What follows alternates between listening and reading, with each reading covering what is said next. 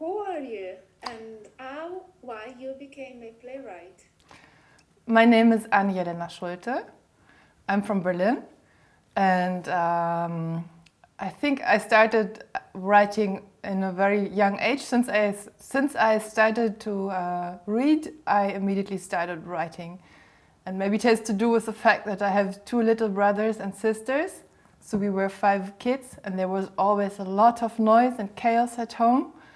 And I think the writing and also reading was always like a place where I could find some calmness and to connect to myself and also talk and to make an order with my thoughts and express myself calmly, because at home there was so much babies running around all the time. My parents so busy that there was no time to really express and to listen to each other. And so by writing I could take my time, and yes.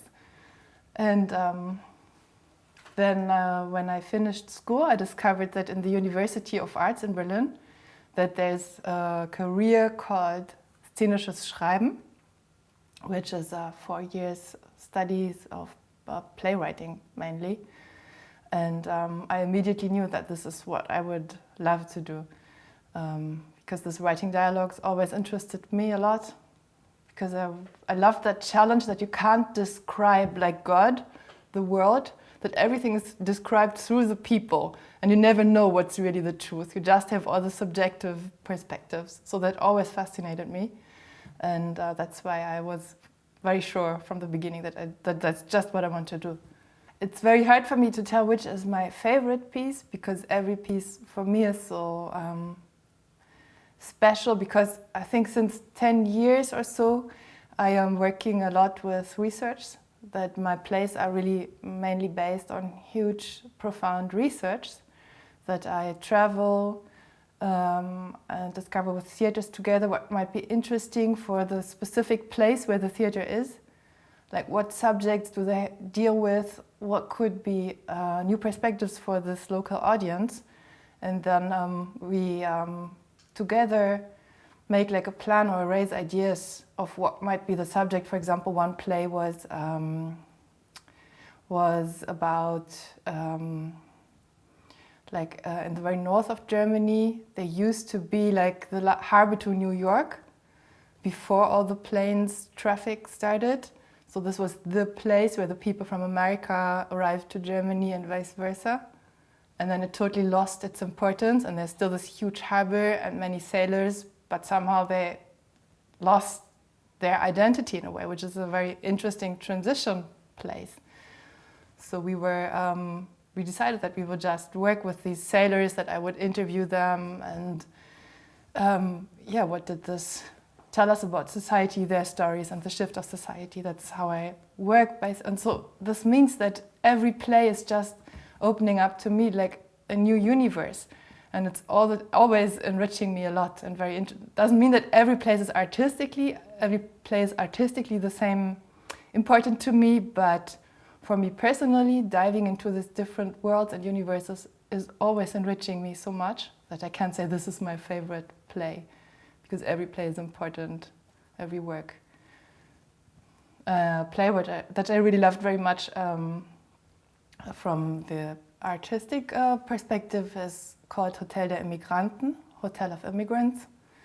It was produced in Switzerland, and for that play I researched the European migration to South America during the Second World War, and there found many old people in their 90s, or really old people, who still remembered how they had to escape from the dictatorships all over here, from Franco in Spain, from, of course, the Nazi dictatorship here in Germany, from Mussolini in Italy. And from this I composed a play, and we showed it in Switzerland, but there were many Argentinian musicians part of it, so that like was really bringing these continents together. And what touched me so much is that these people there were just thinking all the time about their life story and about Europe, and checking every morning the news of Europe, and feeling like they are sitting at the end of the world. That's how they always described their situation. and that they're looking at Europe, but Europe doesn't look back to them. And through this play, we could just open their perspective here in Europe. And one of the interviewees of mine, he was participating to the play, because this is also always a huge challenge for me. I work with the original stories in a way that I then transform a lot to something artistic, but how can the people participate also in a way? And it doesn't mean to put them on stage because they're not professionals and sometimes they're super unprotected. And in this specific example, he's a painter and then he was painting live on stage. He was telling us his life story, but not talking on stage about his life story. This was something that the actors did, but he was painting live. And at the end of each performance, we were showing the painting that he produced during the performance and then talking about it with the audience together. It was like part of the performance. And this was a very interesting format that I loved very much as an example. But with every play, I have to find a new way. This is also interesting, that there's not this one way or this one technique that I discovered and that I will now forever use or realize. My next play is going to be in a city called Regensburg in the south of Germany, in Bavaria. And this city, when you walk through Regensburg, you see everywhere the word traditional hat maker, traditional beers, traditional leather clothes, these Lederhosen, these German.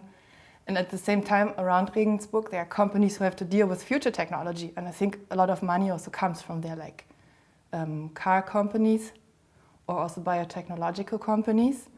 And and this is going to be my next research. On one hand, the identity is the past, the tradition, the history. On the other hand, they're very important for the future. And how does this go together? What does it do to the people? And how is all our future going to look like?